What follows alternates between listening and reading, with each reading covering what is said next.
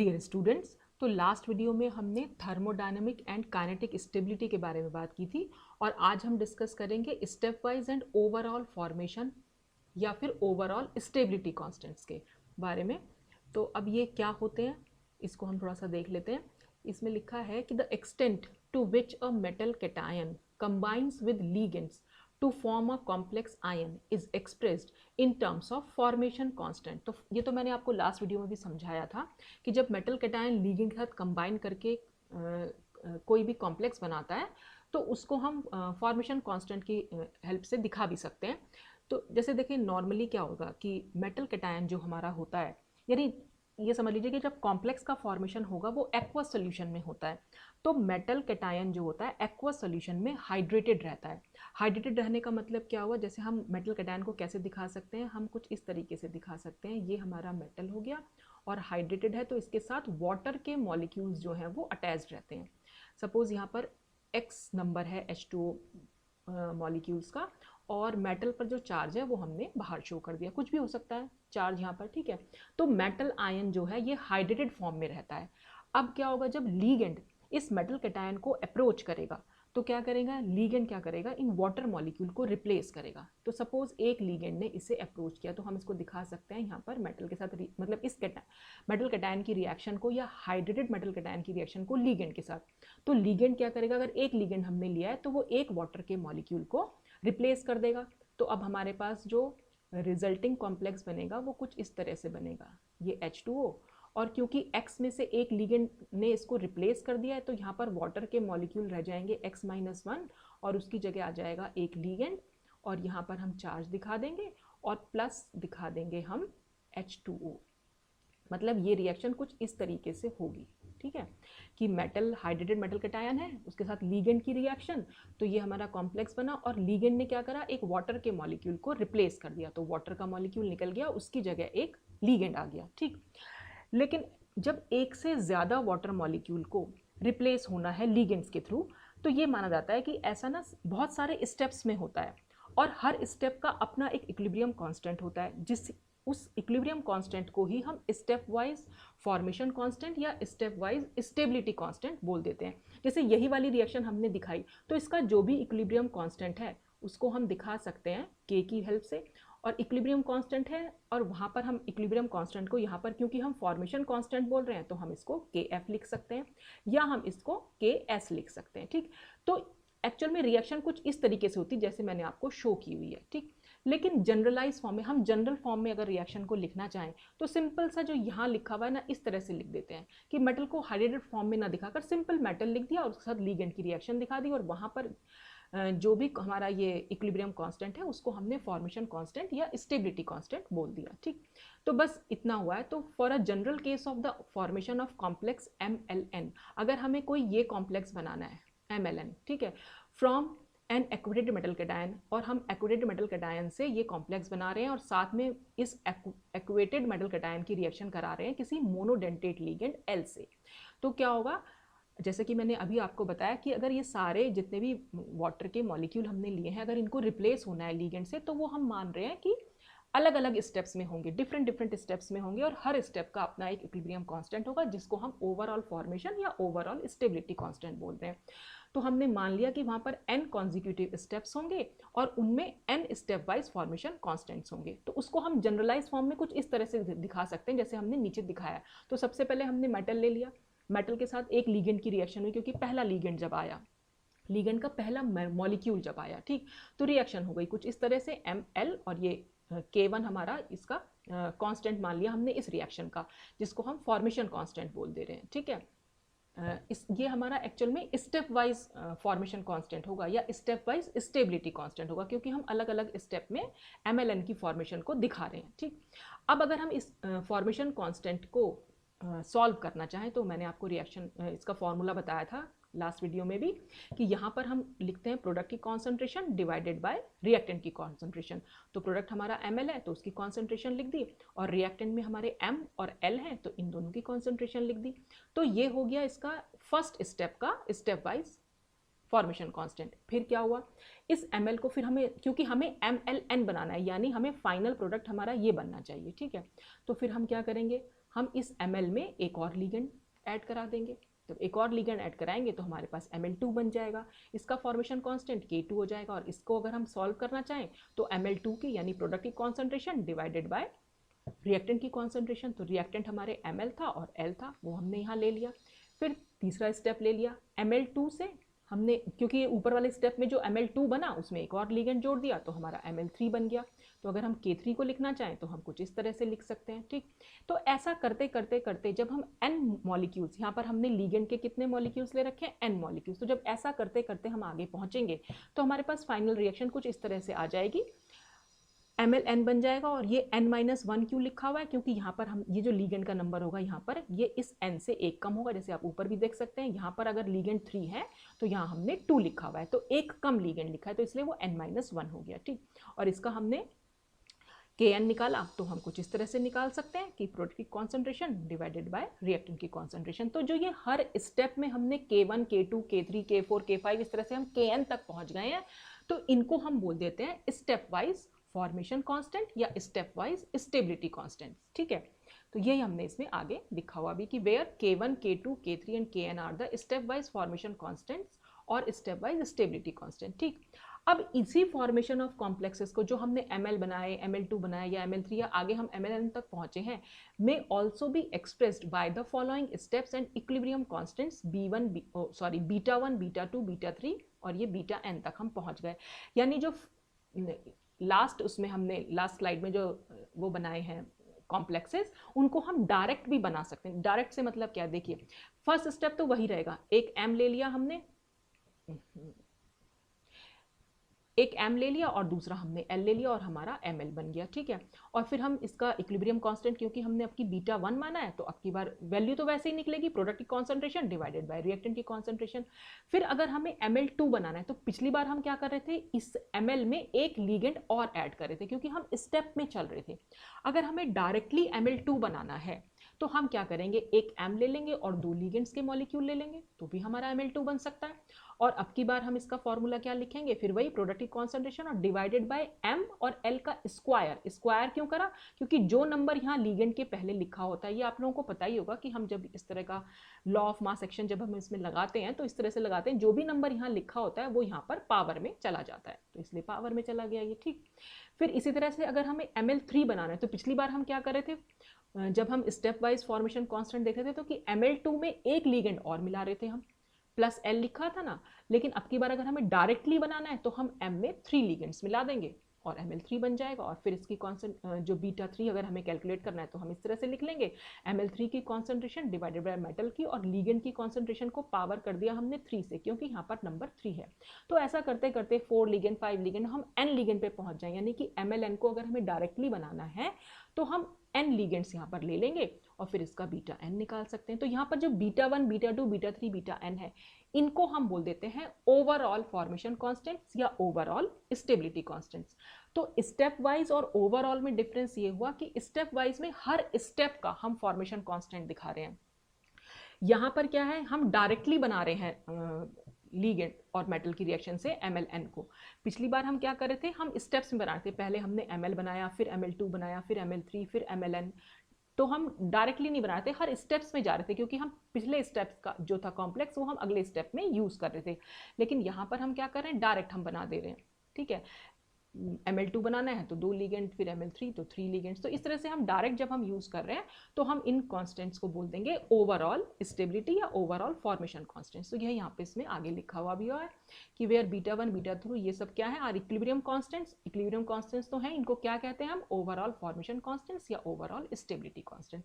तो ये तो बात हुई कि ओवरऑल फॉर्मेशन और ओवरऑल स्टेबिलिटी कांस्टेंट्स क्या होते हैं, sorry step wise formation constants या ओवरऑल स्टेबिलिटी कांस्टेंट्स क्या होते हैं। तो अब हम बात करेंगे कि इनके बीच में आखिर रिलेशनशिप क्या है, यानी फॉर्मेशन कांस्टेंट्स और स्टेबिलिटी कांस्टेंट्स के बीच में रिलेशनशिप क्या है। सॉरी मैं फिर बार बार गलत बोल रही हूँ, जो हमारा ये था स्टेप वाइज फॉर्मेशन कांस्टेंट्स और ओवरऑल फॉर्मेशन कांस्टेंट्स में क्या रिलेशनशिप है, ठीक। तो इसके लिए हम कंसिडर कर रहे हैं वो एक्सप्रेशंस जो हमने बीटा 3 के लिए लिखी थी। तो बीटा 3 के लिए हमने क्या लिखा था, ml3 बन रहा था, देखिए लास्ट इसमें बीटा 3 के लिए हमने क्या लिखा, ml3 डिवाइडेड बाय m की कॉन्सेंट्रेशन और l की क्यूब। तो वही हमने यहाँ पर लिख दिया, ml3 m की कॉन्सेंट्रेशन और l की कॉन्सेंट्रेशन का क्यूब। अब हम इसमें क्या कर रहे हैं, on multiplying both numerator and denominator by ml and ml2 and then rearrange. तो सबसे पहले हम क्या करेंगे, ये जो हमारा न्यूमरेटर और डिनोमिनेटर है दोनों में हम इस वाली जो स्पीशीज है इससे हम मल्टीप्लाई कर देंगे। तो हमने ये तो एज इट इज लिख दिया, पहली वाली टर्म तो हमारी ऊपर लिखी हुई थी वो तो हमने एज इट इज लिख दी। फिर हमने क्या करा, ml की कॉन्सेंट्रेशन और ml2 की कॉन्सेंट्रेशन से ऊपर भी और नीचे भी मल्टीप्लाई कर दिया। तो यहाँ पर ये हमने इस तरह से लिख दिया। अब इसी को अगर हम रीअरेंज करके लिखेंगे तो हम कैसे लिख सकते हैं, तो देखिए नीचे इसमें लिखा हुआ, अभी इसको रीअरेंज करके कैसे लिखा हुआ है भाई। सबसे शुरू में हमने यहाँ पर क्या लिखा है, सबसे शुरू में हमारा ml लिखा हुआ है, ये रहा ml, ठीक है। तो ये हमने यहाँ पर लिख दिया। फिर ये ml2 है तो हमने इसको यहाँ लिख दिया। फिर ml3 है तो हमने यहाँ लिख दिया इसको, ठीक। अब ml डिवाइडेड बाय हम क्या कर रहे हैं, डिवीजन में क्या क्या चीज़ें हैं, एक तो m की कॉन्सेंट्रेशन है तो वो हमने यहाँ लिख दी, और l की क्यूब है तो l की क्यूब को तो हम ऐसे भी लिख सकते हैं कि l मल्टीप्लाई बाय l और फिर मल्टीप्लाई बाय l, यानी हम 3l की कॉन्सेंट्रेशन से मल्टीप्लाई कर रहे हैं। तो हमने सिर्फ एक l जो है यहाँ पर यूज़ कर लिया, इस m की कॉन्सेंट्रेशन का सिर्फ एक l हमने यूज़ करा। तो ये m भी यूज़ हो गया और इसमें से एक l यूज़ हो गया। फिर आगे चलें, आगे हमारा ये जो ml है बस ये हमने ml यहाँ लिख दिया, और जो दूसरा l था यहाँ से वो दूसरा l यहाँ लिख दिया, ठीक। फिर तीसरी बार हमने क्या करा, तीसरा हमारा क्या बचा, ये ml2 बचा, तो ये ml2 हमने यहाँ लिखा और जो यहाँ तीसरा l बचा था वो हमने यहाँ लिख दिया। तो चाहे तो आप ऊपर की तरह लिख लो, चाहे आप नीचे की तरह, बात एक ही है, ठीक है। तो हमने सिर्फ रीअरेंजमेंट कर दिया ये वाली इक्वेशन में। अब ये बीटा 3 को हम कैसे लिख सकते हैं, ml अपॉन यानी ml की कॉन्सेंट्रेशन डिवाइडेड बाय m की कॉन्सेंट्रेशन और l की कॉन्सेंट्रेशन किसके बराबर होती है, k1 के बराबर।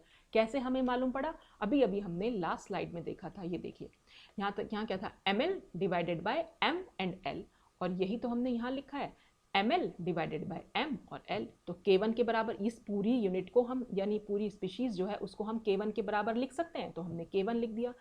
फिर multiply by ml2 divided by ml क्या होता है, वो k2 की वैल्यू के बराबर होता है। देख लीजिए चाहे तो, पीछे जब हम गए k2 में क्या, ऊपर ml2 है नीचे ml और l है, तो यही चीज़ इसमें यहाँ पर लिखी है, ml2 है और ml और l है, तो इस पूरी यूनिट को हम k2 के बराबर लिख सकते हैं, ठीक है।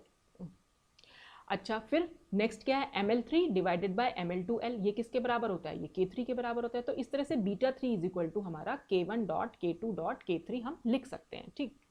तो ये हमारी इक्वेशन नंबर 1 हो जाएगी। अच्छा, तो इसी तरह से जब हम बीटा 3 की वैल्यू लिख सकते हैं, ऐसे ही हम बीटा n की भी तो वैल्यू लिख सकते हैं। तो बीटा n के लिए हम क्या कर सकते हैं, k1 dot k2 dot k3 dot dot dot आगे kn तक पहुंच गए, यानी k4 k5 k6 पूरा kn तक हम पहुंच सकते हैं। तो लिख सकते हैं ना इसको, ऐसे इक्वेशन 2 की तरह हम लिख सकते हैं।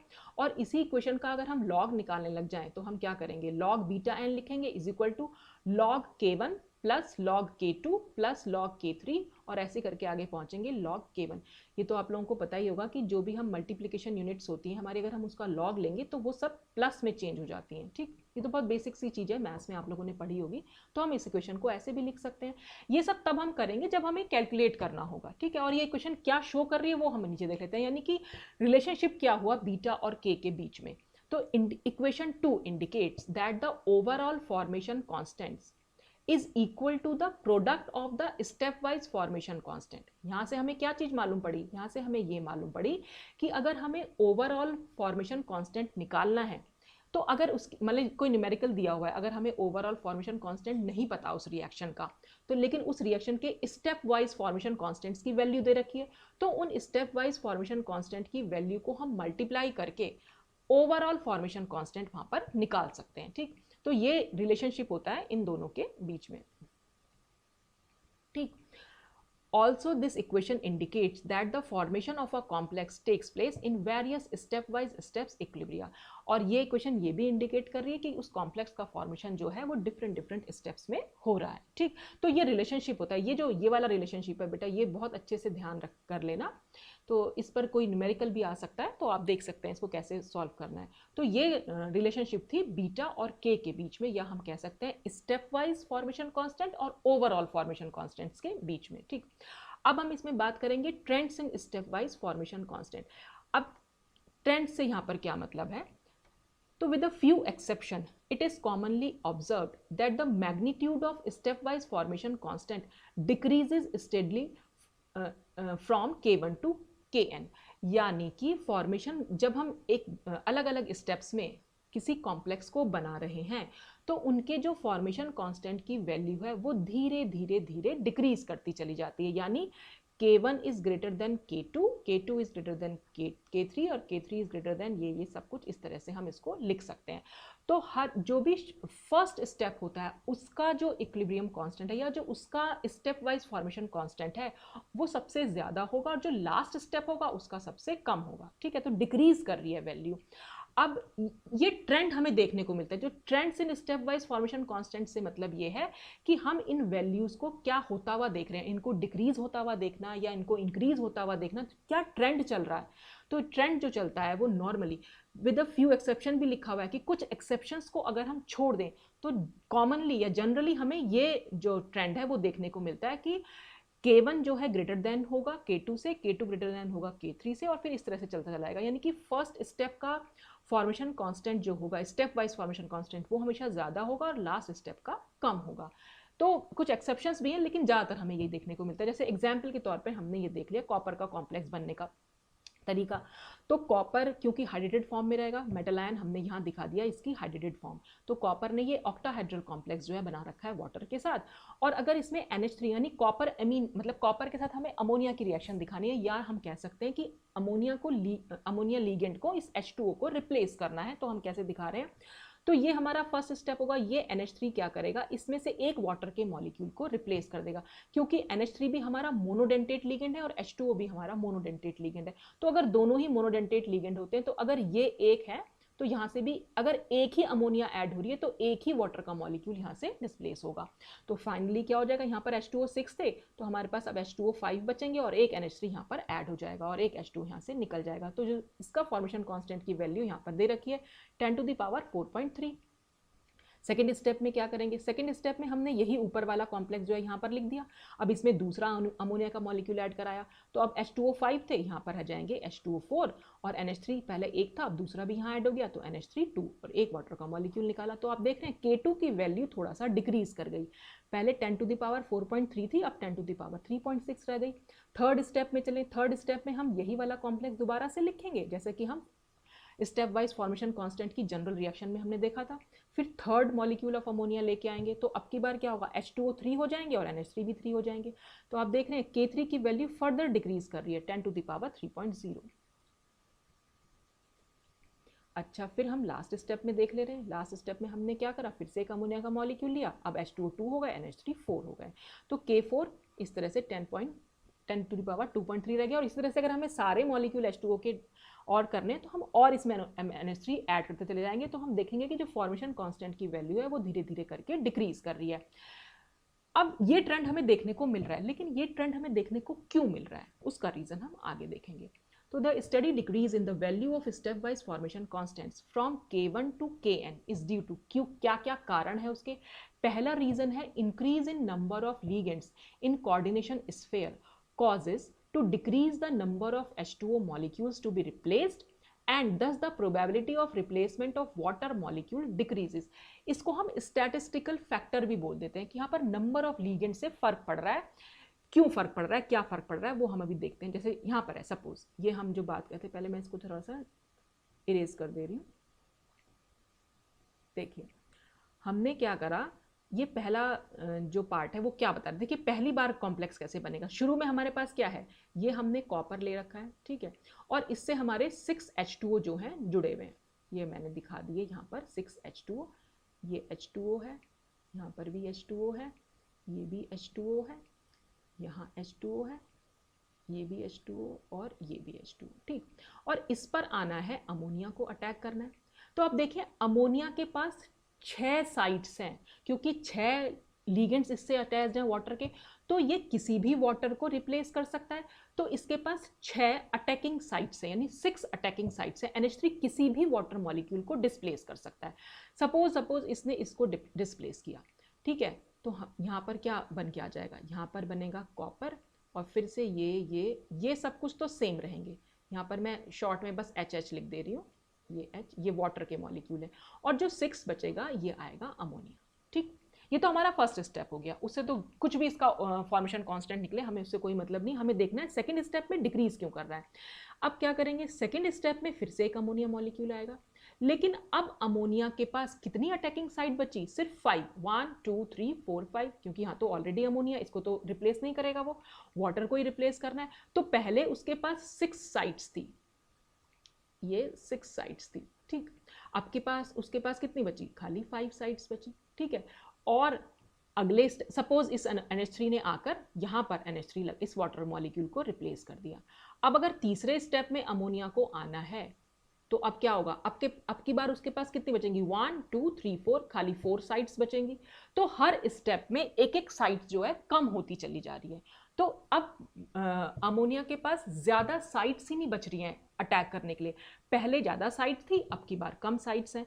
तो इसका ये रीजन है, एक रीजन इसमें से ये है कि क्योंकि नंबर ऑफ अटैकिंग साइट्स भी कम होता जा रहा है, तो इसलिए मॉलिक्यूल की जो है धीरे धीरे करके स्टेबिलिटी जो है कह सकते हैं डिक्रीज कर रही है, और इसलिए फॉर्मेशन कांस्टेंट की वैल्यू जो है वो डिक्रीज कर रही है। तो यही चीज इसमें लिखी हुई है कि increase in number of ligands, यहाँ पर लीगेंड से क्या मतलब, ammonia, in coordination sphere causes to decrease the number of H2O molecules, क्योंकि धीरे धीरे अमोनिया के मॉलिक्यूल्स जो है धीरे धीरे कोऑर्डिनेशन स्फीयर के अंदर बढ़ते चले जा रहे हैं। कोऑर्डिनेशन स्फीयर क्या मतलब, स्क्वायर ब्रैकेट के अंदर का जो पार्ट है, तो ये पूरा का पूरा कोऑर्डिनेशन स्फीयर है, क्योंकि इसमें धीरे धीरे लीगेंड्स का नंबर तो बढ़ता चला रहा है, लीगेंड्स मतलब अमोनिया का नंबर तो बढ़ता जा रहा है, और वाटर का नंबर जो है वो धीरे धीरे कम होता जा रहा है। तो उससे क्या हो रहा है, दस the probability of replacement of water molecules, तो जो वाटर के मॉलिक्यूल को रिप्लेस करने की प्रोबेबिलिटी है वो डिक्रीज होती जा रही है, यानी अटैकिंग साइट्स क्योंकि कम होती जा रही हैं, तो इसलिए जो है फॉर्मेशन कांस्टेंट की वैल्यू डिक्रीज कर रही है, ठीक। दूसरा रीजन क्या है, दूसरा रीजन है इलेक्ट्रोस्टैटिक फैक्टर्स। अब ये इलेक्ट्रोस्टैटिक फैक्टर्स से क्या मतलब है, इलेक्ट्रोस्टैटिक फैक्टर्स तब काम करेंगे when charge ligands are involve, यानी कि अगर हम इसी उसकी बात करें, तो अगर सपोज यही हमारा कोई कॉम्प्लेक्स है और यहाँ पर आना है, एक मिनट, यहाँ पर हम अमोनिया ना लेके, एक मिनट मैं इसे जरा से इरेज करती हूँ,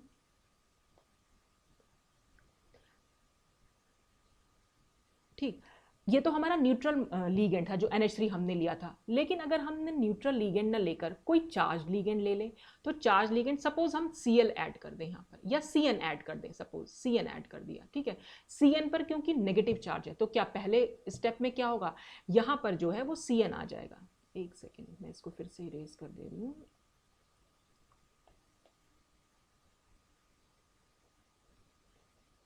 ठीक है।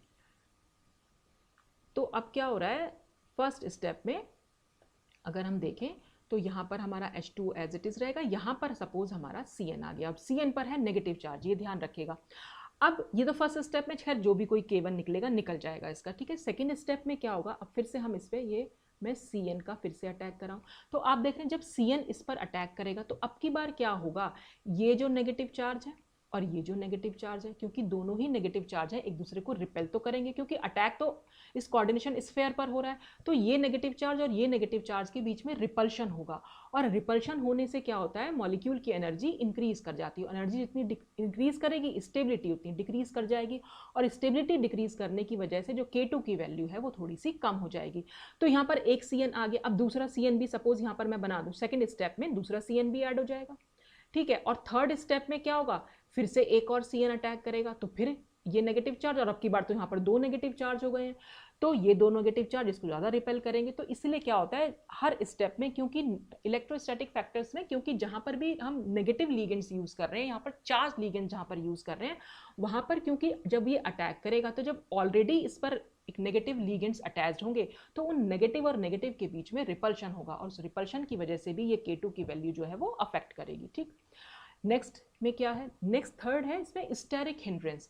Steric hindrance increases with increase in number of ligands. तो जैसे जैसे नंबर लीगेंड्स का बढ़ेगा स्टेरिक हिंड्रेंस बढ़ेगी। अब स्टेरिक हिंड्रेंस को हम कैसे समझ सकते हैं, देखिए अगर कोई वाटर मॉलिक्यूल से कोई बल्की ग्रुप यहाँ पर आ जाए, सपोज यहाँ पर कोई भी बल्की ग्रुप अगर आ जाए, तो बल्की ग्रुप क्या करेगा भाई, पहले स्टेप में तो चलिए कुछ नहीं होगा, पहले स्टेप में तो यहाँ पर कोई बल्की ग्रुप आ गया, सपोज मैंने यहाँ लगा दिया ये बल्की ग्रुप, ठीक। दूसरे स्टेप में भी वही बल्की ग्रुप को आना है, तो दूसरा स्टेप भी यहाँ पर ये बल्की ग्रुप हो जाएगा, फिर तीसरे स्टेप में एक और बल्की ग्रुप हो जाएगा।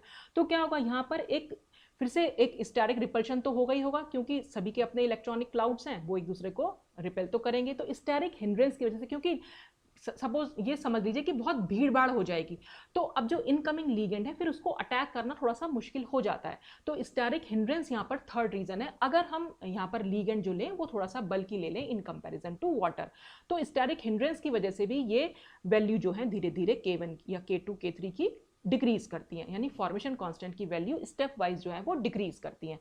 तो ये जो तीन रीजन थे, इन रीजन की वजह से हमें ये ट्रेंड जो है देखने को मिल रहा है कि K1 जो है ज़्यादा है और लास्ट स्टेप का जो K है वो थोड़ा कम है, ठीक। अब यहाँ पर हम कुछ देख लेते हैं exceptions. However in some cases it is found that Kn+1 is greater than Kn। हम क्या कर रहे हैं, Kn जो भी है, जो भी रहा है हमारा, Kn+1 उससे ज़्यादा, यानी इस आगे वाले स्टेप का जो फॉर्मेशन कॉन्स्टेंट है वो ज़्यादा आ रहा है। हम पहले क्या देख रहे थे ट्रेंड, कि जो फर्स्ट स्टेप है उसका सबसे ज़्यादा है, लेकिन आगे आने वाले स्टेप्स का जो फॉर्मेशन कांस्टेंट है वो धीरे धीरे कम होता जा रहा है। लेकिन यहाँ पर क्या दिखा दिया कि आगे आने वाले स्टेप्स का फॉर्मेशन कांस्टेंट है वो ज़्यादा भी हो सकता है। क्यों हो सकता है, because of unusual structure change and change in electronic structure. और चेंज इन इलेक्ट्रॉनिक स्ट्रक्चर से मतलब है change in spin state, high spin या लो स्पिन कॉम्प्लेक्स की हो जा रही है ऑफ द मेटल आयन। क्यों हो जा रही है, कैसे हो जा रही है, स्ट्रक्चर चेंज क्या हो रहा है, वो सब हम आगे देखते हैं। तो change in electronic configuration causes the change in CFSE। अगर इलेक्ट्रॉनिक कन्फिग्रेशन में चेंज होगा तो जाहिर सी बात है CFSE क्या, क्रिस्टल फील्ड स्टेबलेशन एनर्जी में चेंज होगा। और CFSE की जिस भी कॉम्प्लेक्स के लिए, मतलब the complex with more value of CFSE will be more stable. जिसकी भी CFSE की वैल्यू ज़्यादा होगी वो कॉम्प्लेक्स ज़्यादा स्टेबल होगा, और जितना ज़्यादा स्टेबल होगा उसके इक्विलिब्रियम कांस्टेंट की वैल्यू भी उतनी हाई होगी। तो यही इसमें आगे लिखा है, and the equilibrium constant for that complex formation will be high. और इक्विलिब्रियम कांस्टेंट से मतलब फॉर्मेशन कांस्टेंट।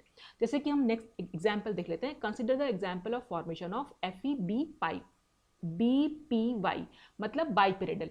बाइपिरिडल को अगर मैं बना के दिखाऊं, यहाँ पर बाइपिरिडल मैंने आपको बताया भी था जब मैंने आपको लीगेंड्स के बारे में समझाया था। दो पिरिडीन रिंग होती हैं, वो आपस में अटैच्ड होती हैं, बस वो बाइपिरिडल कहलाता है हमारा। ये हम ऐसे दिखा सकते, ये नाइट्रोजन है यहाँ पर, ठीक है। ये यहाँ पर हम रिंग बना सकते हैं इस तरीके से, ठीक। और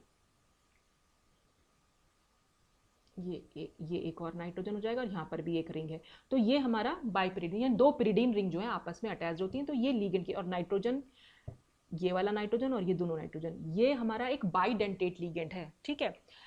दोनों नाइट्रोजन से अटैच्ड हो सकता है मेटल आयन। तो अगर हम इसका कंसिडर करें फॉर्मेशन, एक्वस सॉल्यूशन से बन रहा है फेरस आयन के, तो the formation of this complex ion with bipyridyl takes place in 3 steps, and order of step wise constant is क्या हो जाएगा, K1 is greater than K2 तो है, लेकिन जो लास्ट स्टेप है K2 is less than K3, यानी last step का फॉर्मेशन कांस्टेंट ज्यादा हो रहा है, which is contrary to K1 greater than K2 greater than K3। तो नॉर्मली जो हमें देखने को मिल रहा था वो तो हमें यही देखने को मिल रहा था, K1 K2 और K3 इस दोनों, K1 इंक्रीज कर रहा था, फिर K2 इंक्रीज कर रहा था K3 से। लेकिन जो हमें एक्सेप्शन देखने को मिला उसमें क्या, K1 से K2 तक तो ठीक था, लेकिन K2 लेस देन था K3 से, यानी लास्ट स्टेप का जो फॉर्मेशन कांस्टेंट था वो ज्यादा आ रहा था। अब वो क्यों ज्यादा आ रहा था वही हम इसमें देखेंगे। तो जो रिएक्शन अगर हम यहाँ देखें, तो रिएक्शन यहाँ पर क्या हो रही है फॉर्मेशन की, तो सबसे पहले हमने यहाँ H2O ले रखा है। एक सेकेंड में पहले पेन ले लेती हूँ वरना फिर से ये आगे मूव कर जाएगा, ठीक। यहाँ पर H2O6 है हमारा, एक B पाई मतलब बाइपिरिडल आ गया, ठीक है। कई बुक्स में BiPy भी लिखा है, तो वो एक ही बात है, चाहे BPy लिख लीजिए चाहे BiPy लिख लीजिए आप। अब क्योंकि ये एक ये बाइडेंटेट लीगेंड है और H2O हमारा मोनोडेंटेट लीगेंड है, तो ये बाइडेंटेट है, तो इसलिए ये हमेशा 2 H2O के मॉलिक्यूल को निकालेगा, क्योंकि ये 2 H2O के मॉलिक्यूल 2 ऑक्सीजन एटम से जुड़े हुए होंगे। भाई Fe के साथ अगर हम दिखाना चाहें, मैं यहाँ दिखा देती हूँ, ये Fe है, ठीक है। Fe के साथ अगर हम, ये एक ऑक्सीजन है, वाटर की ऑक्सीजन दिखा रही हूँ बस मैं, ठीक है, ये ऑक्सीजन है, ये ऑक्सीजन है और ये ऑक्सीजन है, ठीक। तो अगर हम एक ऑक्सीजन यानी एक वाटर के मॉलिक्यूल को हटा दें यहाँ से, ठीक है, तो हमें तो BPY जोड़ना है यानी बाइपिरिडिल जोड़ना है, और बाइपिरिडिल में क्या है, 2 नाइट्रोजन एटम है, वो तो 2 नाइट्रोजन एटम 2 ही से जुड़ पाएगा। तो अगर हम यहाँ पर 2 नाइट्रोजन एटम लगा देंगे तो Fe जो है, क्योंकि हमारा तो ऑक्टाहेड्रल कॉम्प्लेक्स है यानी कि 6 साइट्स हैं इसके पास जुड़ने की लिगेंड के साथ, और यहाँ पर कितनी हो रही है, ये 1, ये 2, ये 3, 4, 5, 6, 7 हो जाएंगी। तो इसलिए हमें यहाँ पर 2 लिगेंड्स को हटाना पड़ेगा, यानी 2 मोनोडेंटेट लिगेंड को हटाएंगे तब हम एक बाइडेंटेट लिगेंड जोड़ पाएंगे। भाई 2 मोनोडेंटेट हटा के, 2 मोनोडेंटेट का मतलब 2 एटम से अटैच्ड, अलग अलग एटम है, लेकिन बाइडेंटेट में एक ही लिगेंड में 2 एटम्स हैं, तो इसलिए हमने क्या करा है, यहाँ से 2 वाटर के मॉलिक्यूल हटाए और एक बाइपिरिडिल यहाँ पर जुड़ गया, तो 2 वाटर के मॉलिक्यूल यहाँ पर निकाल दिए, तो हमारा कॉम्प्लेक्स बना ये और K1 आ गया ये, ठीक। सेकेंड रिएक्शन में हम क्या करेंगे, यही कॉम्प्लेक्स हमने दोबारा से लिया, फिर से हम बाइपिरिडिल जोड़ देंगे, फिर से यहाँ से 2 मॉलिक्यूल वाटर के निकलेंगे और यहाँ पर एक बाइपिरिडिल यहाँ पर जुड़ जाएगा। तो पहले एक बाइपिरिडिल था, 2 मॉलिक्यूल हो गए, यहाँ पर H2O की भी 2 बचे। तीसरे स्टेप में क्या हो जाएगा, फिर ये जो बाकी के दोनों H2O जो हैं वो निकल जाएंगे और फाइनली जो है हमारा बाइपिरिडिल के 3 मॉलिक्यूल्स यहाँ पर जुड़ जाएंगे, ठीक है। तो अब इसमें क्या हुआ, the complex formed during first 2 steps are high spin due to weak H2O ligands. ये जो ऊपर के दोनों कॉम्प्लेक्सेस हैं ये हमारे वीक लिगेंड्स हैं, वो सॉरी हाई स्पिन कॉम्प्लेक्सेस हैं। क्यों, क्योंकि इसमें वाटर के लिगेंड्स जो हैं वीक होते हैं, क्योंकि, और वीक लिगेंड्स हमेशा क्या बनाते हैं, हाई स्पिन कॉम्प्लेक्सेस। मैंने आपको कोऑर्डिनेशन केमिस्ट्री में ये बताया भी था कि आपको ध्यान रखना है H और W। तो अगर हमारे पास है वीक लिगेंड तो इसका मतलब हमारा हाई स्पिन H से हाई स्पिन कॉम्प्लेक्स बनेगा, ठीक। और हाई स्पिन कॉम्प्लेक्स का इलेक्ट्रॉनिक कन्फिगरेशन हम क्या लिखेंगे, यहाँ पर Fe जो है ऑक्सीडेशन स्टेट अगर हम Fe की देखें तो +2 है, और Fe का कन्फिगरेशन क्या होता है, Fe का होता है 3d6 और 4s2। अब क्योंकि Fe +2 स्टेट में था तो ये 2 इलेक्ट्रॉन तो निकल जाएंगे, तो D में कितने बचेंगे, खाली 6 इलेक्ट्रॉन। और 6 इलेक्ट्रॉन का अगर हम ये दिखाना चाहें कि ये ऑक्टाहेड्रल कॉम्प्लेक्स में कैसे फिलिंग होगी इलेक्ट्रॉन्स की, तो एक बार मैं इरेज कर ले रही हूँ जरा। तो ऑक्टाहेड्रल कॉम्प्लेक्सेस में हम कैसे दिखाते थे फिलिंग, हम दिखाते थे नीचे हमारे T2G ऑर्बिटल्स थे और ऊपर हमारे EG ऑर्बिटल्स थे। और अगर हमें 6 इलेक्ट्रॉन्स फिल करने हैं और हमें ये पता है कि हमारा वीक लिगेंड है यानी हाई स्पिन कॉम्प्लेक्स है, तो हम फर्स्ट इलेक्ट्रॉन इसमें डालेंगे, सेकेंड इलेक्ट्रॉन यहाँ डालेंगे, थर्ड इलेक्ट्रॉन यहाँ डालेंगे और फोर्थ इलेक्ट्रॉन हाई जाएगा यानी ऊपर जाएगा, ठीक है। फोर्थ, यहाँ पर फिफ्थ और ये हो गया 6th इलेक्ट्रॉन, ठीक। तो T2G का कन्फिग्रेशन हो जाएगा 4 और EG में हो जाएंगे 2 इलेक्ट्रॉन। तो वही कन्फिग्रेशन हमने यहाँ पर लिखा हुआ है कि इनका कन्फिग्रेशन T2G 4 और EG 2। और इसके लिए अगर हम CFSC की वैल्यू निकालें तो -0.4 डेल्टा O निकलेगी। CFSC कैसे निकालते थे, नीचे वाले के लिए हम हमेशा 0.4 माइनस की वैल्यू रखते हैं और मल्टीप्लाई करेंगे कितने इसमें इलेक्ट्रॉन्स हैं, तो इसमें 4 इलेक्ट्रॉन्स हैं, फिर इसमें प्लस कर देंगे, ये इस तरह से प्लस कर देंगे ऊपर के इलेक्ट्रॉन्स को और मल्टीप्लाई करेंगे ऊपर की एनर्जी को, तो EG ऑर्बिटल की एनर्जी 0.6 होती है। तो जब आप इसको सॉल्व करेंगे तो आंसर आ जाएगा -0.4 delta O। While the last complex, जो हमारा लास्ट कॉम्प्लेक्स बना है वो क्या था, उसमें खाली आप देख रहे हैं खाली बाइपिरिडिल ही बचा है। इसका मतलब सिर्फ, और बाइपिरिडिल क्या होता है, वाटर के कंपैरिजन में बाइपिरिडिल तो बहुत स्ट्रॉन्ग लिगेंड है, बिल्कुल लास्ट में आता है ना इलेक्ट्रोकेमिकल सीरीज, अगर आपको ध्यान हो तो स्ट्रॉन्ग लिगेंड है क्योंकि। तो अब स्ट्रॉन्ग लिगेंड से क्या होगा, इलेक्ट्रॉनिक कन्फिग्रेशन T2G6 EG 0 हो जाएगा। क्यों, स्ट्रॉन्ग लिगेंड क्या बनाते हैं, वो लो स्पिन कॉम्प्लेक्स बनाते हैं, यानी कि जो 5th इलेक्ट्रॉन को हम ऊपर भेज रहे हैं, यानी 4th इलेक्ट्रॉन को जब हमने ऊपर भेजा तो ऊपर नहीं भेजेंगे, ये नीचे ही आएगा। तो 4th इलेक्ट्रॉन यहाँ जाएगा, 5th इलेक्ट्रॉन यहाँ जाएगा और 6th इलेक्ट्रॉन यहाँ जाएगा और यहाँ पर कोई इलेक्ट्रॉन नहीं रहेगा। तो अब क्या हो जाएगा, T2G6 और EG 0। तो वही हमने इलेक्ट्रॉनिक कन्फिग्रेशन लिखा। और इसकी अगर हम CFSC की वैल्यू निकालेंगे तो बस हमें क्या करना है, नीचे क्योंकि 6 इलेक्ट्रॉन्स हैं हमारे, तो बस 6 को मल्टीप्लाई कर देंगे 4 से, 0.4 से और -0.4 से कर रहे हैं, तो इसलिए आंसर आ जाएगा -2.4 डेल्टा O। तो आप देख रहे हैं दोनों में से CFSC किसकी ज़्यादा है, नीचे वाले की। CFSC की वैल्यू जितनी ज़्यादा नेगेटिव होगी कंपाउंड उतना ज़्यादा स्टेबल होगा। तो ज़्यादा नेगेटिव क्या है, -2.4। तो इसलिए ये वाला कॉम्प्लेक्स जो है ज़्यादा स्टेबल है। जब ये ज़्यादा स्टेबल है तो इसलिए इसके K3 की वैल्यू भी ज़्यादा है K2 के कंपैरिजन में। तो therefore there is a change. तो हमारे पास CFSC में चेंज इंक्रीज देखने को मिली। तो there is a change in electronic configuration and increase in CFSE। तो हमें CFSE में इंक्रीज देखने को मिला और इलेक्ट्रॉनिक कन्फिग्रेशन में चेंज हुआ। क्यों चेंज हुआ? क्योंकि ऊपर के दोनों कॉम्प्लेक्स हमारे हाई स्पिन थे वाटर की वजह से, और नीचे वाले में क्योंकि वाटर अब है ही नहीं तो ये सिर्फ स्ट्रॉन्ग लिगेंड हुआ, तो ये लो स्पिन हो गया, तो इसलिए इसका इलेक्ट्रॉनिक कन्फिग्रेशन चेंज हुआ, और इलेक्ट्रॉनिक कन्फिग्रेशन चेंज की वजह से इसमें CFSE जो है वो इंक्रीज हुई, और CFSE इंक्रीज होने की वजह से इस कॉम्प्लेक्स की स्टेबिलिटी बढ़ गई, इसलिए K3 जो है ज़्यादा हो गया K2 के कंपैरिजन में। तो इसलिए कुछ एक्सेप्शंस भी मिलेंगे कि लास्ट स्टेप में कई बार हमें स्ट्रक्चरल चेंजेस भी देखने को मिलते हैं। कुछ और एग्जांपल्स भी हैं इसमें, पर वो मैंने सब डिस्कस नहीं किया है। Actually trends in step wise formation constant ज़्यादातर MSc सिलेबस का है, तो अगर MSc के स्टूडेंट इसको देख रहे हैं तो उनके लिए ये इंपॉर्टेंट टॉपिक है। बाकी अगर BSc भी देख रहे हैं तो एक बार देखने में कोई हर्ज नहीं, क्योंकि कंपटीशन लेवल पे अगर आप जाएंगे तो ये क्वेश्चन इस तरह के पूछे जाते हैं वहाँ पर, और कोई आश्चर्य की बात नहीं है कि अगर आपके नॉर्मल एग्जाम्स में भी पूछे जाएं तो ये थे हमें जो ट्रेंड्स देखने को मिलते हैं स्टेप वाइज फॉर्मेशन कांस्टेंट्स में। तो आज जो हमने डिस्कस किया ये पूरा था पूरा ओवरऑल और स्टेप वाइज फॉर्मेशन कांस्टेंट्स या स्टेबिलिटी कांस्टेंट्स के बारे में। अगली बार हम बात करेंगे कौन कौन से फैक्टर्स हैं जो स्टेबिलिटी ऑफ कॉम्प्लेक्स को अफेक्ट करते हैं। तो आज के लिए बस इतना ही। Thanks for watching.